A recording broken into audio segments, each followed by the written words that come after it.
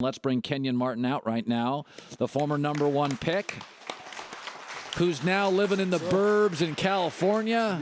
Burb guy. Is that a Dallas Cowboy hat? You know it, 1,000%. Because you've lived in Texas for forever. I was born in Saginaw, Michigan, but I was raised in Dallas. Oh, you were? So I'm a diehard Dallas Cowboy fan. So you're having a hell of a year. Hey, this year is good. You know what I'm saying? We've suffered enough over the years, you know what I'm saying? So I'm going to read. Hopefully this is our year. I'm going to read you something, and I'll just give you, this is of the things George said. He was critical of Carmelo's defense. I've heard that before. He was critical of JR's shot selection. I have been as well. Okay. This is the one, though. He says, but Kenyon and Carmelo carried two big burdens. All that money and no father to show him how to act like a man. As you've read, said Karl, I grew up in a safe suburban neighborhood, both my parents. I had a second father as my college coach. He was the most moral, decent man I ever knew. And I never made enough money as a player to get confused about who I was. When I compare my background at Kenyon and Carmelo's, it's no wonder we had a few problems. All right, respond to that.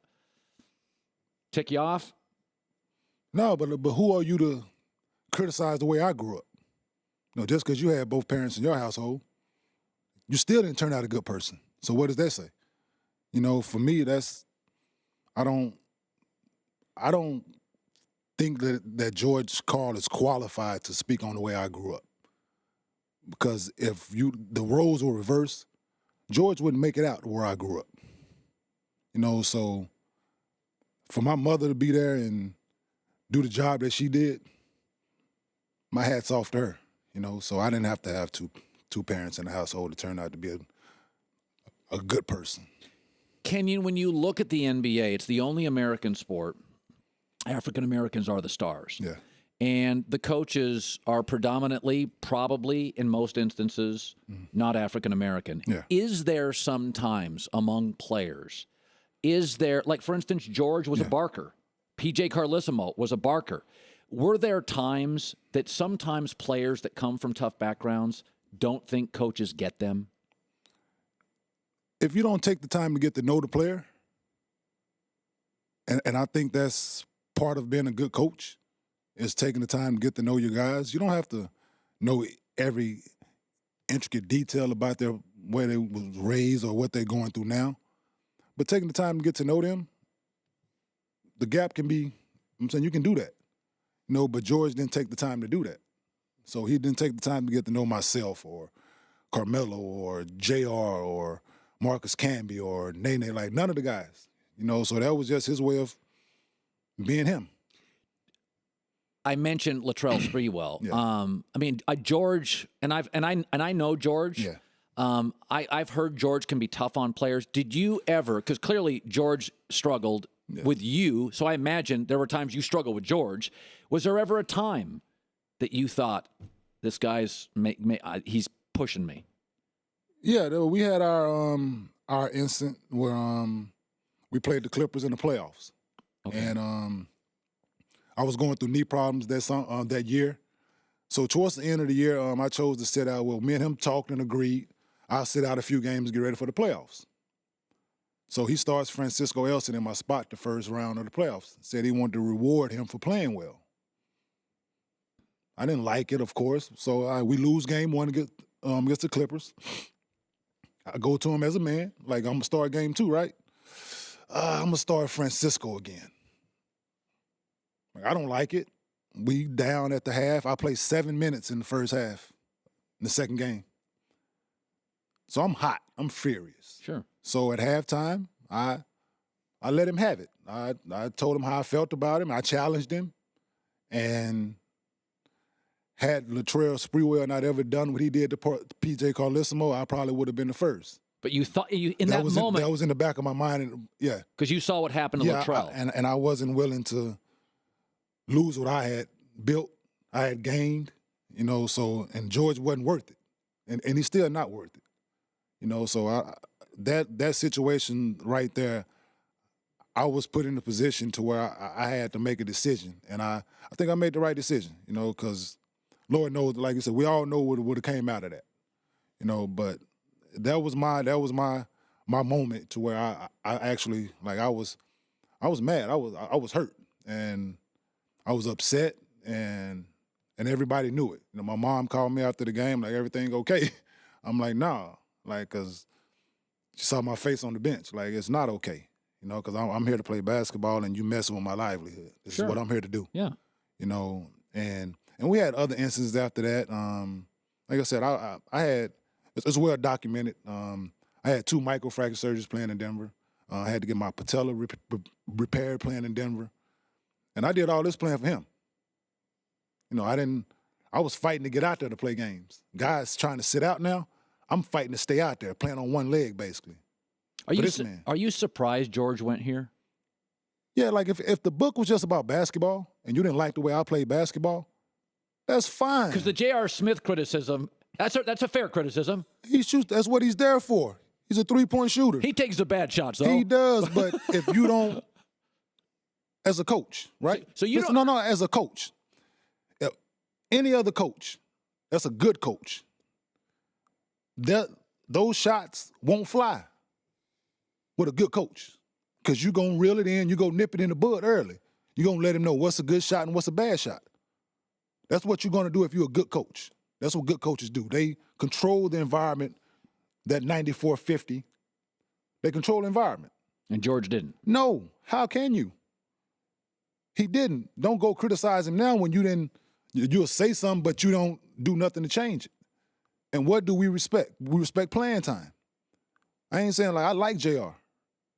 But if you have a problem with his shot selection, how's the only way he can shoot those shots? You know, if he's in the game. Kenyon Martin, #1 overall pick, criticized in George Karl's new book. It's called Furious George.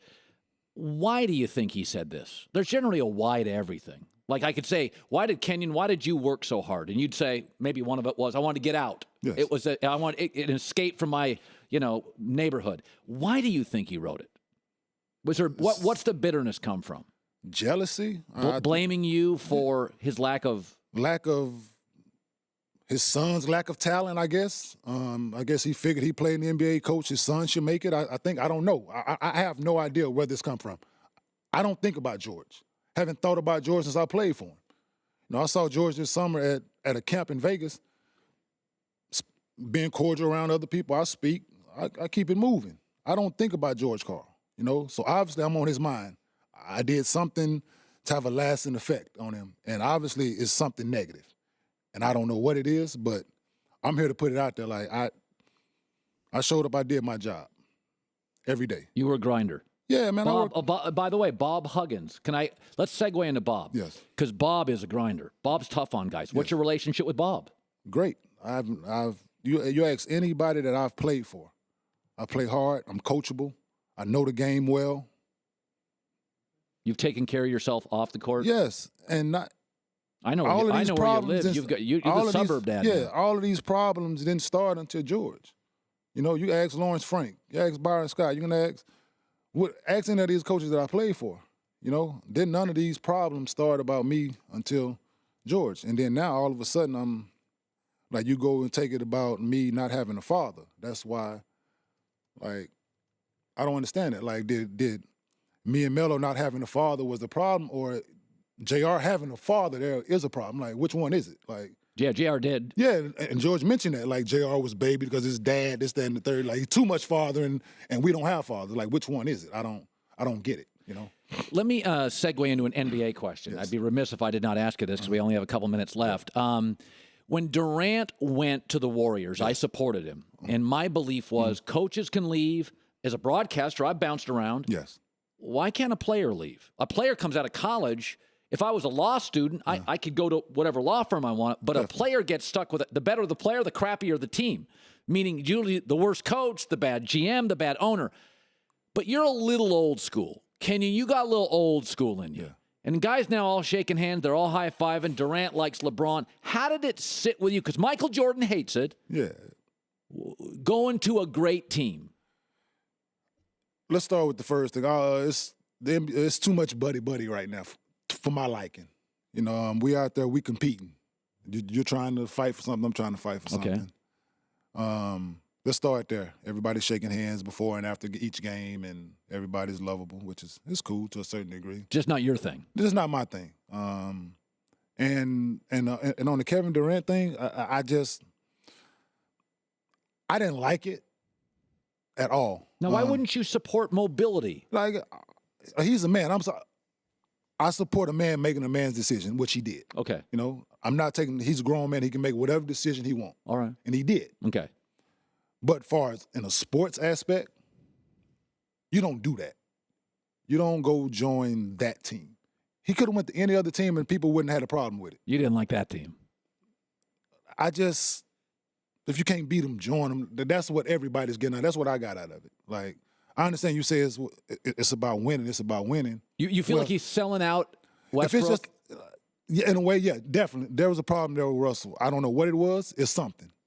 And Kevin said it's just about winning, right? If it's just about winning, I'm pretty sure that I'm accurate that San Antonio went after him as well.